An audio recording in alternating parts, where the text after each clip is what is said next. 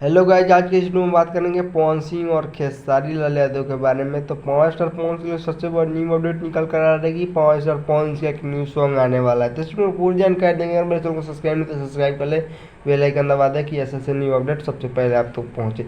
तो चलिए उस सॉन्ग के बारे में बात करते हैं। तो उस सॉन्ग का नाम है माल के जय माल। ये सॉन्ग बहुत ज़्यादा सुपर डुपर हिट होने वाला है। इसका पोस्टर रिलीज कर दिया गया है। और बात करते हैं खेसारी लाल के बारे में। तो खेसारी लाल का भी एक न्यू सॉन्ग आने लगा है।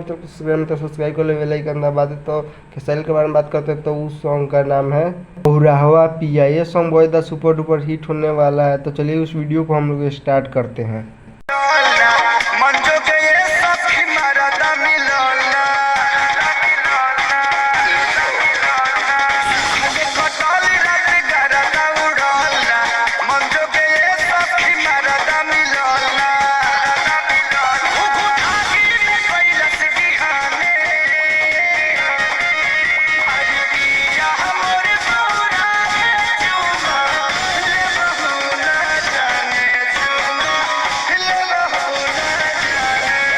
उम्मीद करते हैं दोस्तों ये वीडियो आप लोगों का अच्छा लगा। अगर अच्छा लगा तो हमारे चैनल को लाइक और सब्सक्राइब और शेयर जरूर करें। तो चलिए मिलते हैं न्यू अपडेट के साथ, तब तक इतना ही।